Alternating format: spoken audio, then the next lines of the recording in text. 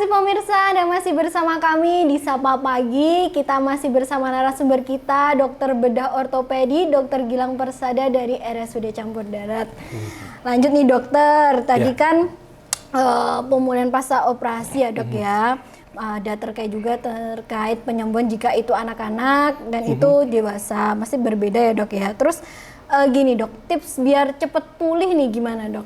Kalau menurut dokter? Tips agar cepat pulih, ya pastinya untuk cepat pulih nutrisi harus terjamin, ya kan. Habis itu biasanya kalau orang zaman dulu itu ada istilahnya tarak ya. Nah ini kita nggak boleh tarak, kita harus makan yang benar-benar bernutrisi. Habis itu apa? Makanan-makanan yang memang berbahaya, contohnya kayak yang berminyak, bersantan memang harus dikurangi. Jadi tapi untuk yang kayak ikan, daging, ayam, telur malah itu yang bagus-bagus harus dimakan. Kemudian yang kedua adalah yang menjauhi asap rokok. Ini bukan hanya merokok ya. Jadi penyembuhan tulang ini ada jurnalnya juga bahwa asap rokok sangat berpengaruh pada penyembuhan tulang. Jadi untuk yang merokok ya saya tidak melarang Anda merokok, tapi minimal sampai tulangnya tumbuh kalus dulu. Ya, hindari merokok dan asap rokok. Jadi hindari orang-orang yang merokok di dekat Anda. Apalagi yang usianya di atas 50 tahun ya. Ya, itu tolong kalau waktu saya kalau pas patah tulang, habis itu setelah itu dioperasi ataupun digips atau dipasang plat ya, itu tolong hindari merokok dulu sama hindari asap rokok. Ya minimal sampai nyambung dulu. Setelah itu ya karena saya dokter ortopedi ya saya tetap harapkan ya dokter sebagai secara umum yang mengharapkan untuk berhenti merokok. Tapi ya minimal sampai tulangnya tumbuh kalus atau tulang baru kelihatan agak nyambung lah minimal itu kita hindari benar-benar dihindari dulu asap rokok. Ya kira-kira seperti itu Mbak Intan. Jadi begitu ya pemirsa ya. Jadi jangan tarak nih. Soalnya sering nih dok kita mendengar kalau habis operasi jangan makan telur. Iya, benar. Nanti lukanya jadi bau, nggak kering-kering. Jadi itu udah nggak pas lagi ya dok untuk diterapkan. Sangat tidak pas. Nanti Intan nasihati dok, mbahnya Intan yang suka melarang-larang makan telur setelah operasi tuh dok. Iya. Jadi gitu ya dok ya. Untuk asap rokok ini sebegitu berbahayanya ya dok ternyata ya dok ya.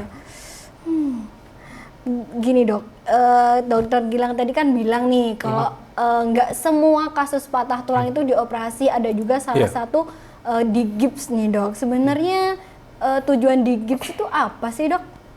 Ya, jadi tujuan digips hampir sama dengan tujuan dioperasi, yaitu dia membuat tulangnya tidak banyak bergerak dulu. Nah, satu melindungi tulangnya dari gerakan. Saat tulang patah itu kan pasti kan nggak ada yang menopang ya. Padahal tulang ini fungsinya salah satu adalah struktural. Jadi dia menopang tangan. Jadi kalau tanganmu patah sebelah sini, kalau tangannya patah ya pasti kiwir-kiwir kan. Nah, dengan adanya gips dia menopang. Jadi dia nggak banyak gerak. Tulangnya patah, dia diposisikan supaya fix. Dengan fix ini dia lebih cepat untuk penyambungannya. Ya, jadi tujuan gips ini hampir sama sebenarnya sama dipasang plat. Hampir sama. Cuman dia ditaruhnya di luar dan dia tidak bisa memposisikannya maksimal. Contohnya kalau patahnya tulang seperti ini, patahnya seperti ini. Kita keep maksimal mungkin bisa, ada yang bisa kita sampai maksimalkan segini, ada yang cuman segini. Nah, ya Mbak ya. Jadi kalau segini apakah bisa nyambung nih? Nah gini gimana dok? Kan nggak pas nih, nggak end to end atau ujung ke ujung. Gimana? Nah, kalau selama posisinya masih bagus, panjangnya masih bagus, itu masih bisa, asal tidak ada diantaranya tidak ada otot atau daging yang di sela-sela. Ya, kalau semua ini masih aman, jarak antara ini cuma darah atau cuma soft tissue biasa, kalau nggak terlalu banyak, dia akan tumbuh kalus atau tulang baru. Ya, zaman Allah itu bisa menyembuhkan dengan berbagai cara. Nah, ini salah satu keajaibannya tulang. Walaupun dia posisinya nggak baik pun, dia pasti insya Allah bakal nyambung. Ya ini namanya bone healing proses istilahnya kalau di teorinya itu penyembuhan proses bone healing. Jadi walaupun kamu nggak pas, kita fiksasikan ini insya Allah kalau memang orangnya nutrisinya bagus, habis itu dia sesuai pemosisiannya masih tidak terlalu jauh, itu masih bisa untuk nyambung sendiri. Salah satu fungsinya keep itu. Ya. Luar biasa sekali. Bisa nggak sih dok, misalnya nih pasien itu diarahkan sama dokternya untuk dioperasi, tapi udah dok di gips aja karena takut operasi itu tadi. Iya. Ya, beberapa pasien memang ada yang seperti itu. Ada yang, ya jadi ada gips itu pasti ada keuntungan, ada kerugian. Begitu pula pemasangan operasi saat pemasangan plat ya.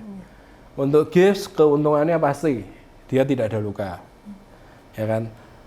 Keuntungan utamanya itu aja sebenarnya, tidak ada luka. Apakah untuk nyambung dan tidak nyambungnya hampir sama. Masalah yang kedua adalah kerugiannya gips itu satu, untuk gips itu biasanya dia harus mengunci sendi. Jadi sendi semua patah di sini, patah di tulang lengan bawah, sendi siku dan sendi pergelangan tangan harus terkunci. Jadi kita ngegipsnya dari sini sampai sini untuk menghindari gerakan yang terlalu berlebihan. Ya ini kerugiannya, salah satu kerugiannya ini. Jadi kita nggak bisa menggerakkan ini minimal sampai tumbuh tulang baru. Kedua, posisinya kita kan nggak tahu nih kalau di gips sudah pas apa belum nih tulangnya, kan kita hanya untuk sementara untuk yang tidak punya ronsen di dalam oka itu tidak bisa melihat langsung. Kalaupun bisa ada ronsennya pun tidak bisa sesempurna kalau kita buka. Nah, tapi apakah bisa nyambung ya tergantung ya, kayak tadi kita harus punya beberapa pertimbangan. Rata-rata yang kita gips insya Allah sih bisa nyambung, ya kan. Habis itu kerugiannya seperti tadi, kaku, sendinya jadi kaku. Dan untuk di gips ini kan nggak boleh nih kita kena air, mandi itu kan nggak boleh nih selama sekitar ya anggap aja orang normal 3 bulanan kita di gips. Jadi 3 bulan kita harus gini terus. Nah itu beberapa kerugiannya gips. Sedangkan kalau operasi memang kerugiannya itu adalah luka terbukanya. Habis itu, tapi keuntungannya dia memang bisa, posisinya bisa lebih bagus, jauh lebih bagus dibandingkan gips. Kemudian luka ini, dan dia kalau dioperasi tidak perlu ngunci sendi, karena dia sudah dikunci sama platnya. Jadi setelah operasi, biasanya orang sudah boleh ngeluruskan gini, mau ngapa-ngapain masih bisa. Walaupun nggak boleh mengangkat yang berat-berat. Kemudian lukanya biasanya memang 2 minggu dia. Rata-rata orang normalnya 2 minggu sudah kering dan boleh kena air, boleh mandi juga. Jadi selama 2 minggu paling ya masih nggak boleh kena air, sama nih nunggu lukanya bagus. Nanti sudah 2 minggu sudah bebas. Nah, dalam penyembuhan tulangnya posisinya tidak harus kaku. Jadi selama 3 bulan tetap sama, proses penyembuhan tulangnya sama sekitar 3 bulan. Tapi dalam penyembuhannya dia tidak perlu pakai gips, bisa mandi, mobilitasnya lebih enak ya kan. Ya, jadi bayangin kalau ya memang ada kerugiannya kalau pakai gips. Tapi kalau mau sudah takut operasi ya nggak apa-apa ya kan. Habis itu kalau anak-anak ya memang harus di-gips. Jadi teman anak-anak cuma 3 minggu, gipsnya 3 minggu lah maksimal 1,5 bulan aja udah dilepas kalau anak-anak. Makanya kan kalau 1,5 bulan sih oke lah ya, masih masuk akal kita di-gips itu masih oke. Kalau dewasa ya itu kerugiannya. Tapi kalau nggak mau operasi ya di-gips. Ya, itu jangan dibiarin resikonya ya nggak nyambung. Ada pasien saya, padahal hanya patah, bukan hanya mungkin ya patah di tulang lengan atas, itu baru kontrol ke saya setelah 1 tahun dan itu tidak nyambung. Ya, ini juga itu beberapa kasus yang ya itu memang kesangkal putung, habis itu dia dipasangi sama susuk, disuruh masang susuk. Jadi saat di ronsen kelihatan susuknya dan per susuk itu harganya ya lumayan lah dan itu banyak. Saat di ronsen kelihatan banyak tuh susuk-susuk kecil-kecil, jarum-jarum kecil-kecil gitu. Dan itu nggak nyambung. Akhirnya mau dioperasi. Dan operasi saat sudah seperti itu jauh lebih sulit dan kemungkinan nyambungnya lebih susah. Pasien saya yang kedua lebih tua, patah tulang, kemudian dia tidak mau dioperasi karena dia memang punya beberapa penyakit seperti penyakit pemberat, contohnya dia sempat jantungnya jelek, habis itu punya diabetes. Oke, kita gips. Dalam 3 bulan, mbah-mbah ini sudah bisa mengangkat tangannya, sudah walaupun memang tidak terlalu lurus, tapi sudah tampak penyambungan tulangnya.